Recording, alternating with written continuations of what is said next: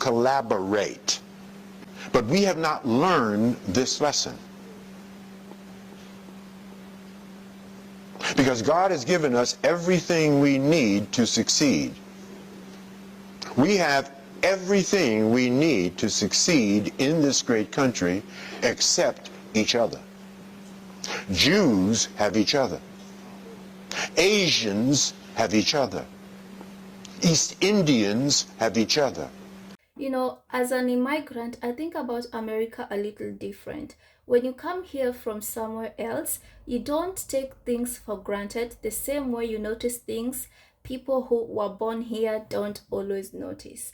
I saw this clip and from George Fraser, the one where he keeps saying like, we've forgotten. At first, I didn't know if I agreed with him, but then I really started thinking about America and I understood what he meant. So guys, watch this video until the end to get the real story. And don't forget to leave a comment, a like, and to subscribe. So guys, watch this video and enjoy. And without money, all you have is a good damn intention. But you will not get anything done in America without money. At the end of the day, when we finish pontificating ad nauseum about our issues, somebody's got to write a check. Our Jewish brothers and sisters can write a check. Our Asian brothers and sisters can write a check. Our East Indian brothers and sisters who control the hotel-motel industry in America in the last 30 years without your permission, or Jesse's permission, or Al Sharpton's permission, can write a check. Our Arab brothers and sisters, and I was in Abu Dhabi and Dubai, can write a check. Oh, they can write serious checks. Serious checks. If you've ever been to Abu Dhabi or Dubai, it's stupid money. Just like stupid money. We can't write a check. And therein lies, at the core, in spite of the fact that we're a $1.1 trillion annual economy, that's what we are. If we were a nation, we would be the 16th richest nation in the entire world. But our money goes in one direction away from us, and we're some of America's most conspicuous consumers. We've taken the art of consumption to a whole new level. We do not produce anything that we buy, and we do not sell anything that we purchase. We are the consumption machines of America. And when you're consuming and not producing, at the end of the day, you can't write a check. You cannot finance your own revolution. You cannot use money to assuage the deeper issues within the context of our own community. We must fix this in the 21st century. We were born to network, that we were born to work with and through each other, that we were born to collaborate. But we have not learned this lesson. Because God has given us everything we need to succeed. We have everything we need to succeed in this great country except each other. Jews have each other. Asians have each other. East Indians have each other. Arabs have each other. We don't have each other. We have every single thing we need except each other. $1.1 trillion annual economy. 16th richest nation in the entire world. You could take the overwhelming majority of countries in sub-Saharan Africa, combine their gross domestic product, and it would not equal the $1.1 trillion that we bring to the table in a single year. We have brain power. We're brilliant people. Most of us have forgotten who they really are, but we are brilliant. We have surpassed W.E.B. Du Bois' dream. Remember his 90-year-old dream of the talented 10? His dream was if at least 10% of black people could get the finest education possible, he meant a college education. They would then get that education, they would then come back to their community, they would reinvest in their community, and that 10% alone would uplift the entire race. That was Du Bois' dream. We've surpassed that dream. 18% of black folks in America have at least a 4-year college degree or better. So let me say that another way. We have a lot of PhDs in our community. We now need some PhDs, right? We need some PhDs. So we're brilliant people. And here's an interesting statistic you don't hear very often.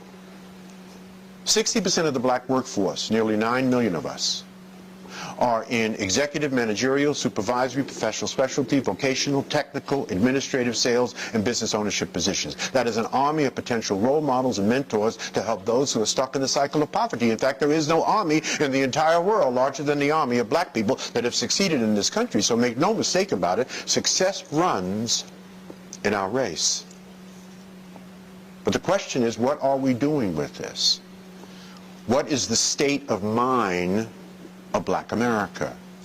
If Dr. King were to come back here today, 50 years after his death, he would be ecstatic that Barack Hussein Obama is president. He predicted it. He predicted there would be a black president within 40 years. But he would be angry with black people about every single thing else. He would just simply look at black people and say, is this what I took a bullet for? Is this what I took? We're at the bottom of every single statistic that matters in America. And we came over here on the Mayflower. For the 35th year in a row, we're at the bottom of the SAT scores. For the 35th year in a row, Asians are now at the top. They have replaced white males and white females. And I don't even want to get into the statistics. You know what the statistics are. And we ought to be ashamed of ourselves. There was an interesting article on the front page of USA Today not long ago. I hope you saw it. It was on the front page below the fold. It was about black people and their money. Baby boomers, my generation. The most read newspaper in the United States, USA Today, about black people and their money. Here's what they said. They said that baby boomers, black baby boomers, will be the first generation of Africans in America to raise another generation of Africans in America that will not do better than them. So in the 400-year history of our people, we are the only generation to raise another generation that will be worse off. So A, we need our asses kicked.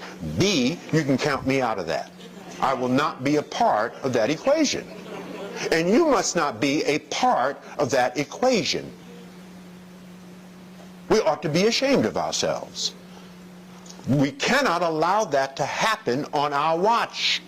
It's never happened in the history of Africans in America except for us.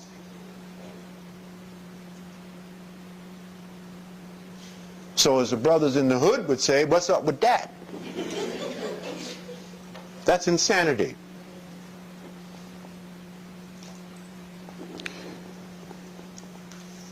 We are a magnificent and beautiful people, but most of us have forgotten who they really are. So, when I look at America, I see a country that buys almost everything it uses.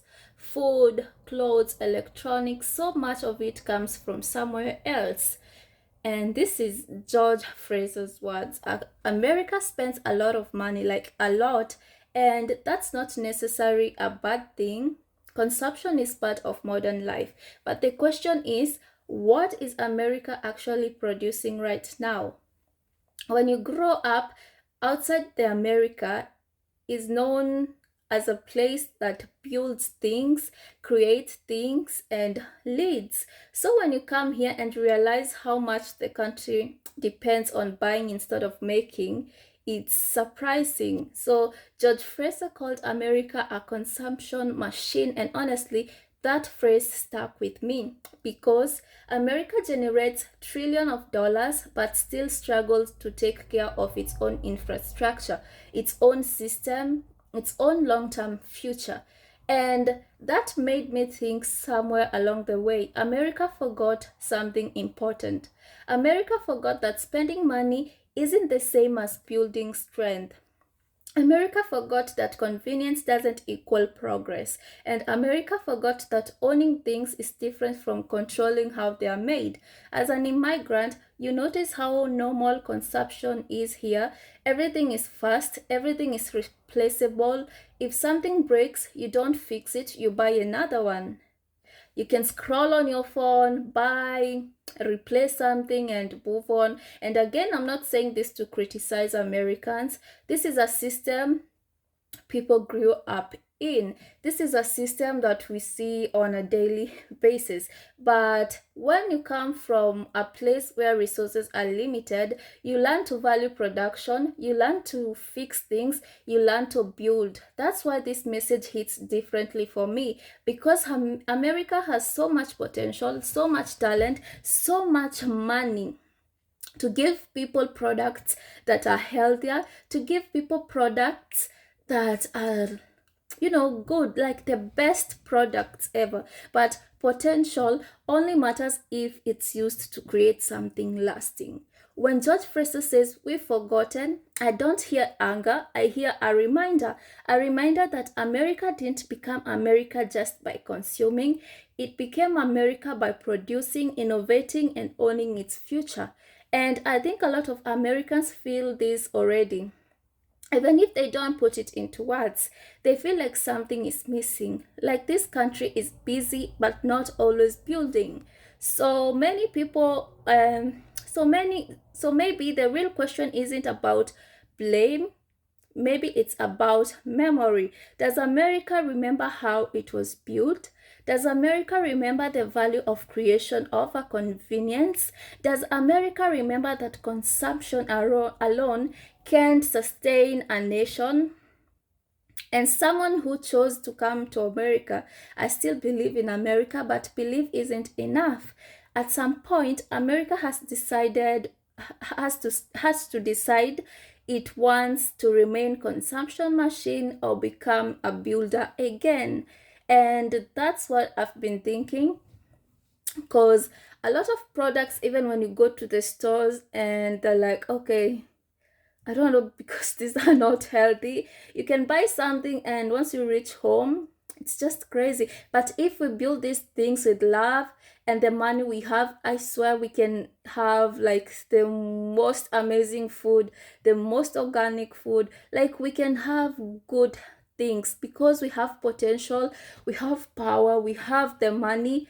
And yeah, so guys, leave a comment about what you think about this video, and don't forget to give this video a thumbs up, and don't forget to subscribe